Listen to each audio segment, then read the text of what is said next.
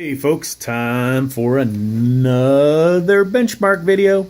All right, so this time, this is really spotlighting our new Gigabyte H310M motherboard, HN, and this is probably going to run a few different processors through this. Right now, we've got the lowest of the low HN that we could find, which is a Celeron G4920. All right, so let's go ahead and take a look at what is under the hood, and then we'll go back to the benchmark. So right now, people always comment, oh, the cable management. Well, we're still screwing around with this, so it's pointless to start tying down cables because I don't even have the hard drive brackets in yet. Plus, those are not probably going to be the hard drives that end up in here. But, all right, so to begin with, we have a Zotac GTX 1050 Ti, and we're going to try an RX 570 in the future. Maybe I will take the GTX 1070 and put it in here as well. I think I'm highly considering doing that. All right, so under that cheap Intel fan, we've got the 8-gen Celeron. Next to it, we've got a Silicon Power M2 SSD. That's a SATA one, so not as impressive as the NVMe ones.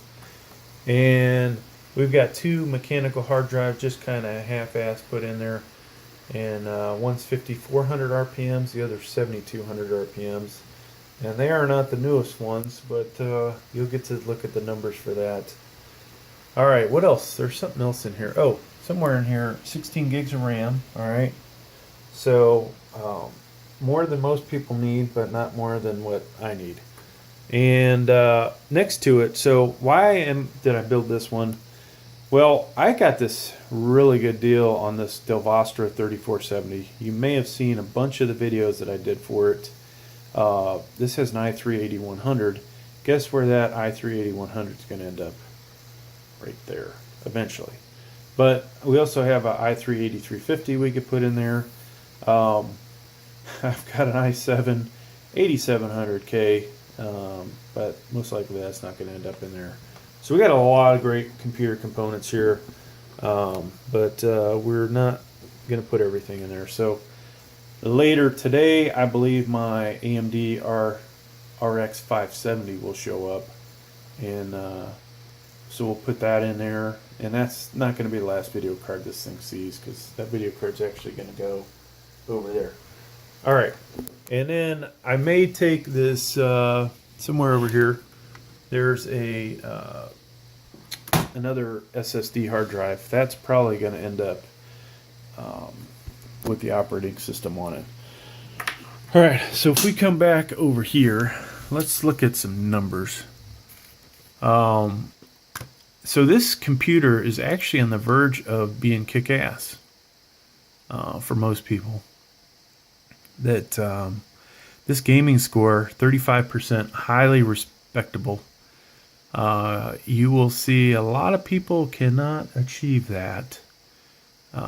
And a lot of the computers you buy at the store, your HPs, your Dells, if it doesn't come with a graphics card, there ain't no way in hell you're going to hit that. Some of the AMD ones, which have much better integrated graphics, be lucky to get into the 20s. So, and you can see here it says it can run the majority of recent games, but will struggle with resolutions greater than 1080p at ultra detail levels. Well, I've already proven with that thing there that I can do 4K gaming with the Celeron. Might not have been the best 4K gaming, but I was able to do it. I also used the GTX 1050 Ti to do that. So, all right. Don't ask how I did that. That's another story. And moving on. So our desktop score, very respectable. This computer would kick ass for surfing the internet and for doing Microsoft Office. Workstation score, this is where this thing is weak. Ideally, 40% and above, 50 would be good for what I do. So I run this all kinds of different video editing software. I actually use a different computer because it's more powerful, but this thing struggles with things like HitFilm Express, HitFilm Pro, Vegas Pro, and so not very impressive. I don't think I'd put CAD on here.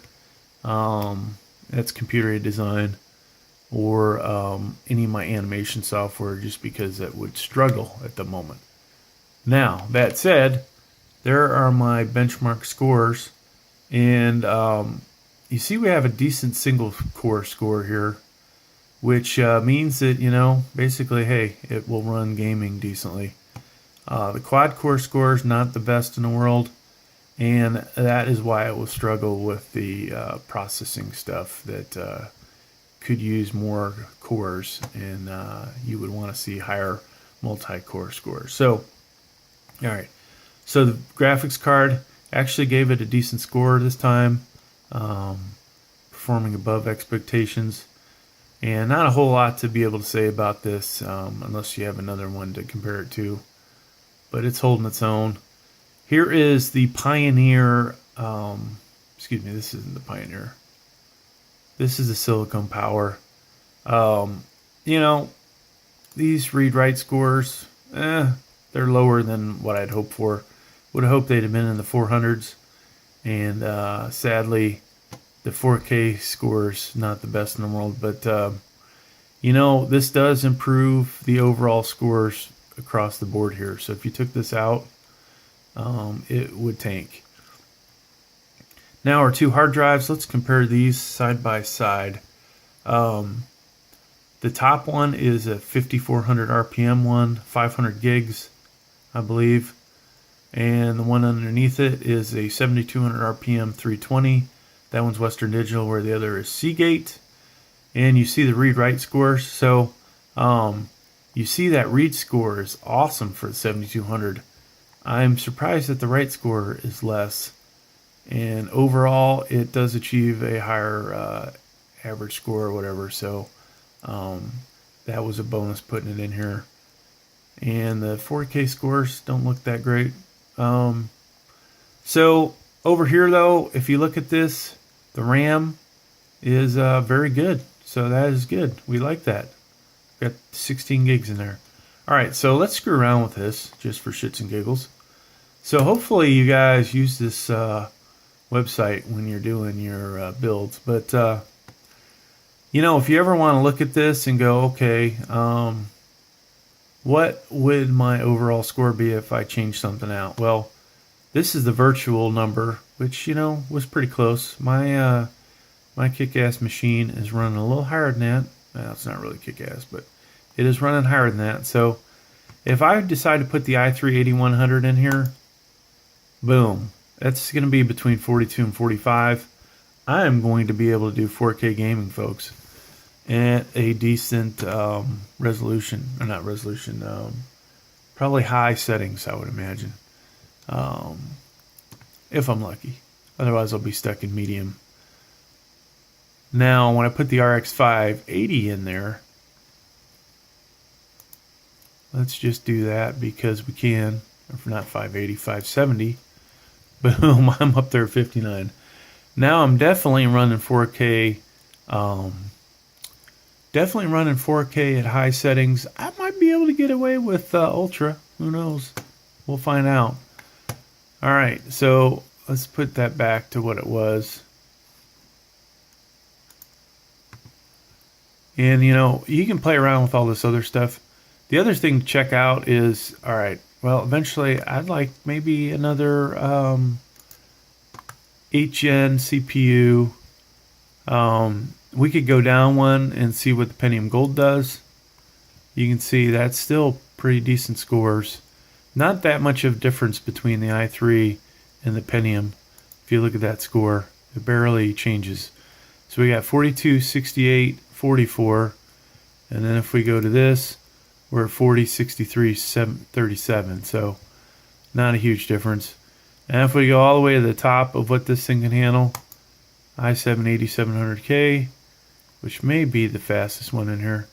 You see my desk score. Now the workstation score is great. So I can finally do my my CAD, my not word processing, but my video editing on here, and it would rock. Most likely not going to spend that much money though, because that's pretty expensive. I probably would go with like a, let's see, i5 8400, and now I'm still doing pretty good. Maybe it would be worth upgrading to the 8500 or the 8600 now. So it's not really worth the price difference. It'd be smarter to do i5 8400. All right, folks. Well, that's all I have for this video. Hope you enjoyed it. Please like, please subscribe. Thank you.